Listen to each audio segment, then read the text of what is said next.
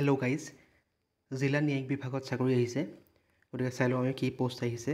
এডভাৰটাইজমেণ্টটো এইটো হ'ল official advertisement.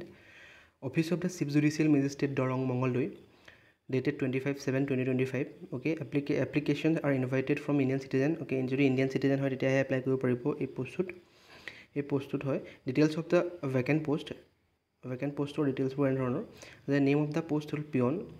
Number of post কিমানটা পোষ্ট আছে, 2টা পোষ্ট আছে আনৰিজাৰ্ভৰ কাৰণে।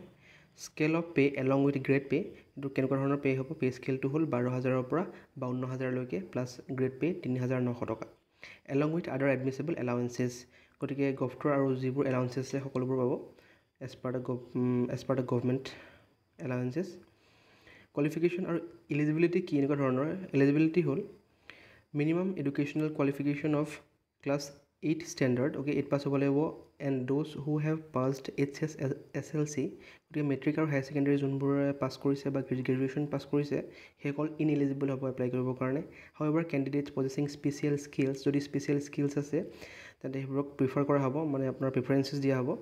Professional skills like plumber, electrician, driver, sweeper, computer operator having knowledge of MS Word, technician having knowledge of repairing AC and generator. Okay, যদি আপুনি টেকনিচিয়ান হয় বা AC ৰিপেয়াৰ কৰিব জানে, জেনেৰেটৰ ৰিপেয়াৰ কৰিব জানে তেন্তে সেইবোৰক আপোনাৰ প্ৰিফাৰ কৰা হ'ব বা প্ৰিফাৰেঞ্চ দিয়া হ'ব। আৰু provided he possesses the education qualification as prescribe, যদি এইবোৰ স্পেচিয়েল স্কিলছ থাকেও তথাপিও আপোনাৰ যোনটো ক্লাছ 8 ষ্টেণ্ডাৰ্ড যোনটো কোৱালিফিকেশ্যন দিয়া আছে সেইটো হ'ব লাগিব, তেতিয়া আপোনাৰ প্ৰিফাৰেঞ্চ দিয়া হ'ব সেইবোৰ কেণ্ডিডেটক।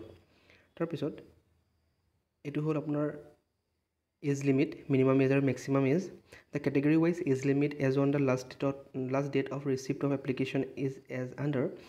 আনৰিজাৰ্ভৰ কাৰণে মিনিমাম এজ হ'ল 18 আৰু মেক্সিমাম হ'ল 40। অ'কে, OBCৰ কাৰণে 18 আৰু মেক্সিমাম হ'ল 43। ST হিলছ সেইবোৰৰ কাৰণে মিনিমাম এজটো একে থাকিব কিন্তু মেক্সিমাম এজটো 45 কৰিছে। আৰু PWBD কাৰণে আপোনাৰ মিনিমাম এজটো 18 আৰু মেক্সিমামটো 50। গতিকে এইবোৰ থাকেই সকলো চাকৰিতে relaxation as per the category. তাৰপিছত কেনেকৈ কৰিব এপ্লাইটো। Application in prescribe form together with the self attested copies of the testimonial, গতিকে আপোনাৰ এডুকেশ্যন কোৱালিফিকেশ্যন চাৰ্টিফিকেট যোনবিলাক আছে, মাৰ্কশ্বিট, এজ প্ৰুফৰ কাৰণে যি আছে, কাষ্ট চাৰ্টিফিকেট যদি আছে, certificate relating to special skills যদি কিবা আপোনাৰ আছে, সকলোবোৰ আপোনালোকে চিফ জুডিচিয়েল মেজিষ্ট্ৰেট দৰঙৰ যোনটো অফিচ আছে তাত দিব লাগিব। ৱৰ্কিং আৱাৰ্ছত দিব লাগিব এইটো বিফ'ৰ 30 তাৰিখৰ আগত, অৰ্থাৎ 30 আগষ্টৰ আগত আপুনি সকলোবোৰ ডকুমেণ্টছ তাত পঠাব লাগিব। Okay, there is no' need of submitting any other documents except as indicated above. Okay, ওপৰত দিয়াৰ বাদে আন একো ডকুমেণ্টছ আপোনালোকে ছাবমিট কৰিব নালাগে। ওপৰত যোনবোৰ চাৰ্টিফিকেট বা ডকুমেণ্টছ উল্লেখ কৰিছে সেইবোৰে আপোনালোকে ছাবমিট কৰিব লাগিব। আৰু কেণ্ডিডেটে কি কৰিব লাগিব যে ৰিচেণ্ট পাছপৰ্ট চাইজ ফটোত লাগিব, কালাৰ পাছপৰ্ট চাইজ ফটো, যোনখন এপ্লিকেশ্যন ফৰ্মৰ যোনটো ফৰ্মেট দিব তাত আপোনালোকে এটেচ কৰি দিব লাগিব।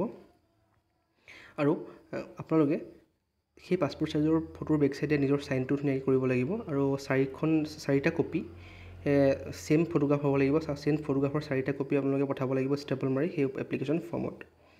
অ'কে, আৰু সেই সকলোবোৰ ফটোতে আপোনালোকৰ ছিগনেচাৰটো ভালদৰে কৰি পেলাই আপোনাক পঠাব লাগিব।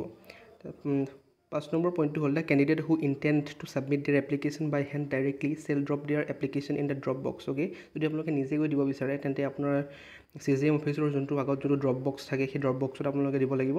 সেই অফিচ আৱাৰ্ছত যাব লাগিব, 10টা বজাৰ পৰা সন্ধিয়া 5টালৈকে থাকিব। ৱৰ্কিং আৱাৰ্ছত দিব লাগিব আৰু ৱৰ্কিং ডেজত হ'ব লাগিব 1 আগষ্টৰ পৰা 30 আগষ্টৰ ভিতৰত।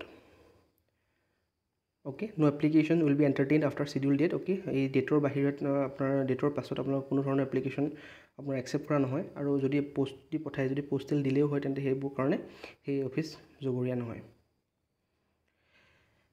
আপোনালোকে প্ৰথমতে candidates are first required to download and take print out of the advertisement and application from the official website of Darrang. এই যোনটো ৱেবছাইট দিয়া আছে darongJudiciary.gov.in, এইটো ৱেবছাইটৰ পৰা আপোনালোকৰ যোনটো এডভাৰটাইজমেণ্ট আৰু এপ্লিকেশ্যন ফৰ্মটো তাতে পাই যাব। আপোনালোকে তাৰ পৰা সেই ডাউনলোড কৰিব লাগিব আৰু ডাউনলোড কৰি ফিল আপ কৰি তাৰ লগত যোনবোৰ ডকুমেণ্টছ আপোনাৰ আছে, এডুকেশ্যন কোৱালিফিকেশ্যন, স্পেচিয়েল স্কিলছৰ বা ফটোগ্ৰাফ সকলোবোৰ এটেচ কৰি আপোনালোকে তাত পঠাব লাগিব। অ'কে, তাৰপিছত আপোনাৰ ইম্পৰ্টেণ্ট হ'ল candidates will have to superscribe the post applied for the at the top of envelope in the block letters. Okay, যোনটো আপোনালোকে পঠাব সেই এনভেলপটোৰ ওপৰত application for the post of peon বুলি ডাঙৰকৈ ব্লক লেটাৰ্ছত লিখি পঠাব লাগিব। অ'কে তাৰপিছত applications submitted in any other mode as fax email except as indicated above will be summarily rejected without any communication okay যদি আপোনালোকে ফেক্স ইমেইল আদিত পঠায় এইবোৰ ডকুমেণ্টছ বা এই পোষ্টৰ কাৰণে এপ্লাই কৰিব বিচাৰে তেন্তে সেইবোৰ ৰিজেক্ট কৰা হ'ব আৰু একচেপ্ট কৰা নহয় নো ফিজ কোনো ধৰণৰ ফিজ দিব নালাগে এইটো এপ্লাই কৰিবৰ কাৰণে নো ফিজ ইজ ৰিকুৱাৰ্ড অ'কে আপোনাৰ এইটো এমপ্লয় এক্সচেঞ্জ নাম্বাৰ মেণ্ডেটৰী হয় যিহেতু